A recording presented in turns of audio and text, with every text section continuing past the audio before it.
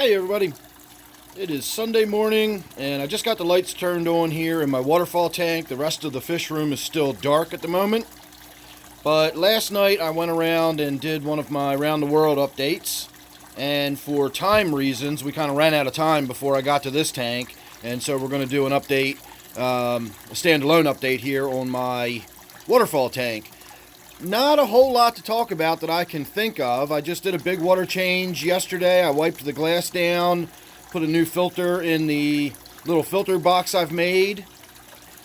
I can say that I have not been seeing much in the way of aphids. Of course, having said that, we're probably going to find some this morning. Honestly, the last several days I have been spending a lot of time out on my kayak and outdoors, and that usually happens in the summer. I spend a little less time down here in my faux natural world, and I go out into the actual natural world, and so we don't get as many videos, and I don't spend as much time doing tank maintenance and so on and so forth during the summer months, which, you know, not unexpected. But as such, I haven't really spent a ton of time scouring for aphids or anything. I don't see any, and usually when there's enough in there that they're a problem and they're gonna, you see them. If you get to the point where you're actually seeing the effects from them and you're seeing the plants starting to take damage, that's a different story. I can usually spot them before they're so thick in there that they're actually damaging my plants. And yet, again, as I'm saying, we just don't see a whole lot of them.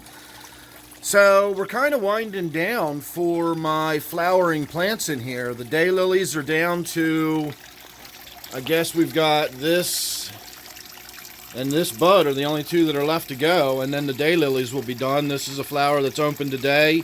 It will be dead by this evening. This one's already gone, and that one's already gone. So we've got this one and these two, and then that's it. So once the daylilies are done, they're just going to be done. And you can see the foliage. It's this foliage, not this stuff. This broadleaf is a different plant. But you can see this foliage is already yellowing down here where the light shines on it. It tends to brown from the heat. We've got that one's browned all the way back.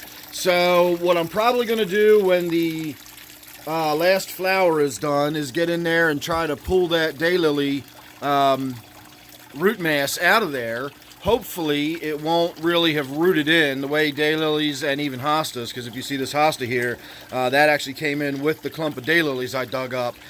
They're not really heavy rooting plants that are going to set roots down into the, I'm not going to tear part of the bottom of the structure out because the roots have grabbed a hold of it or anything. I should be able to just pull a wad of mud and tubers out of there, and the daylilies should be gone. However, that's going to leave us with a great big gap of what do we put in here. I may just leave it open so we can see the waterfall. You can see some of the roots coming down from the sweet potato vines up here. I do have the darker purple sweet potato vine here, and then I've got the variegated sweet potato vine there. And for people not familiar with plants and house plants, these are called sweet potato vines, and they are in the sweet potato family. But typically when you buy sweet potato vines, they are species that have been cultivated for their foliage, not their tubers.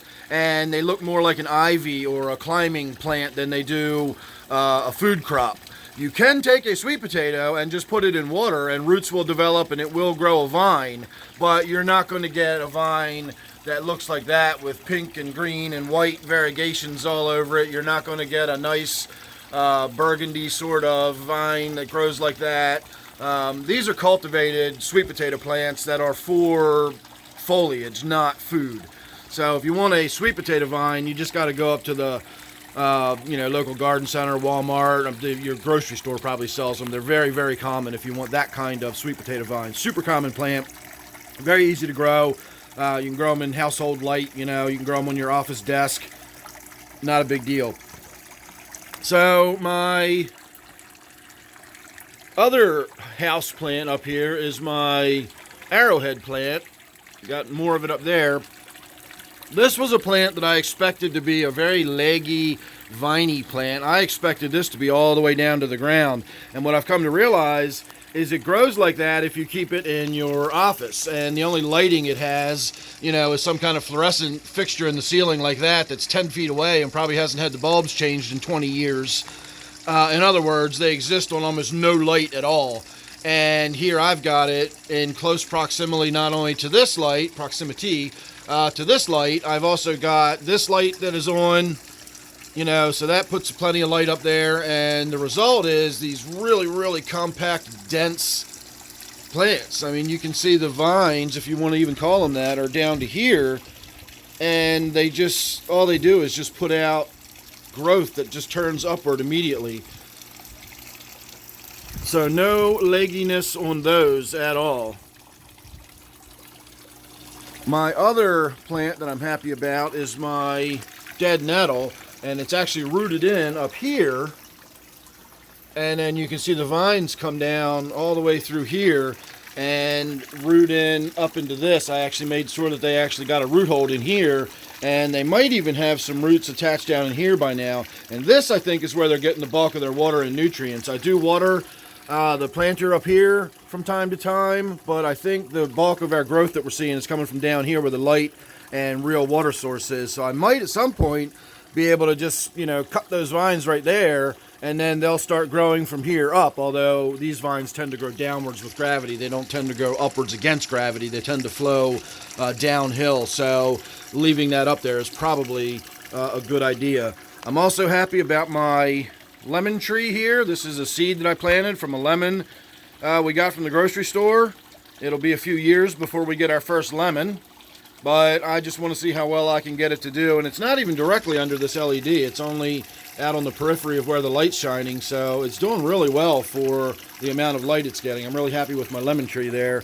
We've got some new begonias. I just planted this the other day. This is a gift from my wife's aunt, and I'm sure by now it's rooted in. It still looks great. It's been in there for well over a week now, and it still looks like that, so I'm sure that that's rooted in and doing well. This is another begonia I bought. I really like begonias, if you hadn't noticed. I'm waiting for this one to kind of bounce back a little bit. It was outside. It got hit really hard by the sun, got cooked a little bit, and now it is not looking so good. But it's a really cool looking begonia. The leaf looks like it's been speckled with paint or spackle or something. It's just a really, really interesting looking leaf on it. So really happy with that one. And lastly, on the begonia front, if you hadn't noticed that one already, that's my latest begonia Rex that I bought. I really like this one. That is an amazing looking begonia. The flowers on it, in my opinion, pale in comparison to this foliage. That's what I get begonias for. I like the begonias for their foliage, not their flowers. Although some of them do have some pretty spectacular flowers. But in this case, it's the foliage that wins the day. Fish-wise, I have not done anything new. I went to the PetSmart yesterday, and they actually... Well, I don't know. I went there with the purpose of buying some more yellow guppies. I was going to put them in one of my tanks upstairs, and it took so long for anybody to come over and wait on me that in the time that I stood there, I kind of talked myself out of buying more yellow guppies, and so I left with nothing. I then went to the Petco, and for the third time in a row, I stood around at the Petco so long that I got bored, and I went hunting for somebody this time rather than just leaving. I decided I was going to go find somebody, and I literally could not find an employee in the store on a Saturday afternoon anywhere. Not behind the cash register, not on the floor, nowhere. Not a single employee in the Petco. And so I left the Petco empty-handed too. But the only thing the Petco had that I was really interested in was some blue Moscow guppies. They almost looked black. They were so dark blue, and they were really, really striking. But I'm kind of glad I didn't get them because I want this tank to be bright, vibrant fish and colorful. Most of my tanks are not really colorful like that. And so if I got them, I would have put them somewhere else. I'm sure I can always find a tank for a few guppies.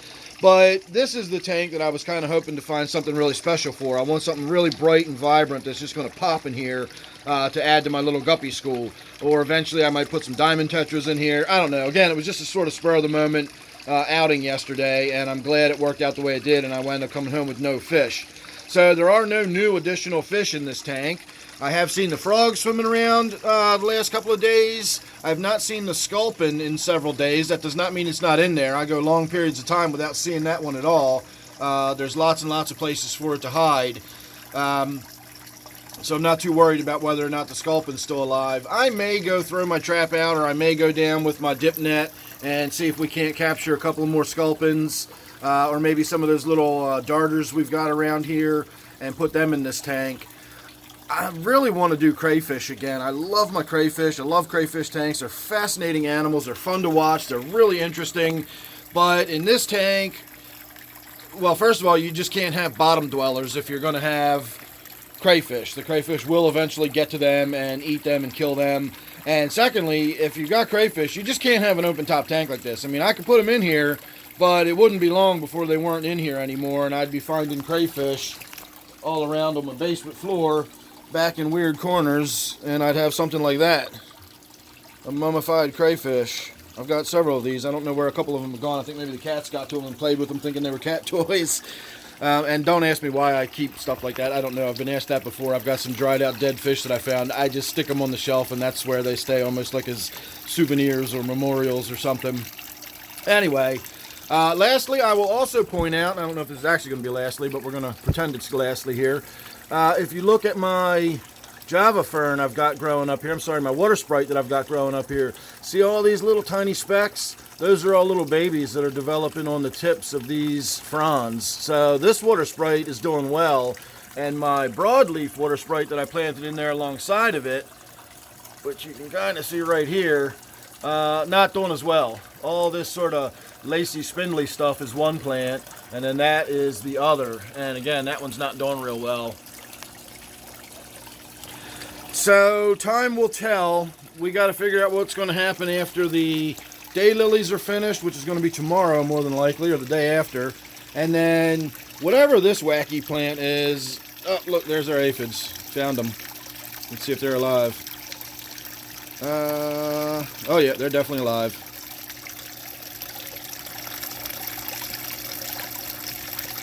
Yep, they're alive. So we've still got the aphids. This afternoon I will be doing another water change on this tank, and we'll be spraying it down with soap and all that kind of stuff again.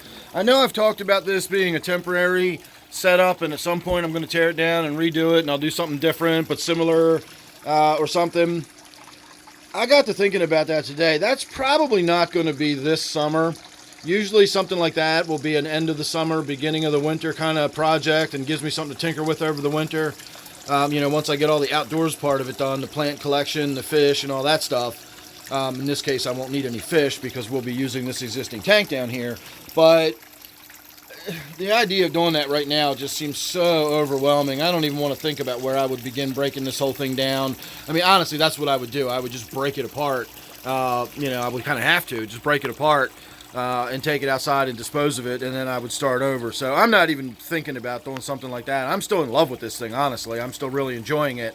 And until it gets sort of tiresome and boring or becomes too much maintenance or whatever, when I'm not enjoying it anymore is when I'm going to start seriously consider doing something else with it. In the meantime, I need to figure out what we're going to do in here once that daylily is finished, or not. Like I said, maybe we'll just leave it open and we'll get to enjoy seeing the waterfall flowing back there and the roots hanging down or whatever. I don't know. But I feel like I've rambled on way longer than I need to. I'm not really going to mention my tank down here. Nothing has changed in it. I still need to really revamp that. That's just kind of in stasis right now. It's got 5 little endlers, guppies swimming around in it and nothing else. To my knowledge, nothing else. And eventually it's just going to get redone completely now that I don't have any crabs in there. Again, it's going to be one of them things. I'll get a bee in my bonnet one day and I'll get to doing it and tinkering with it, and before you know it, we'll be shooting a new video about my brand new tank I got set up down here. But till that day, make sure you're subscribed, and then that way you won't miss it when it does get posted. I post a lot, so you might want to ring your bell there, hit that subscription bell, and then that way you'll know when I'm posting, which, as I said, is often. So make sure you subscribe, and don't forget this one is my waterfall tank. So thanks for watching. I'll see you on the next one.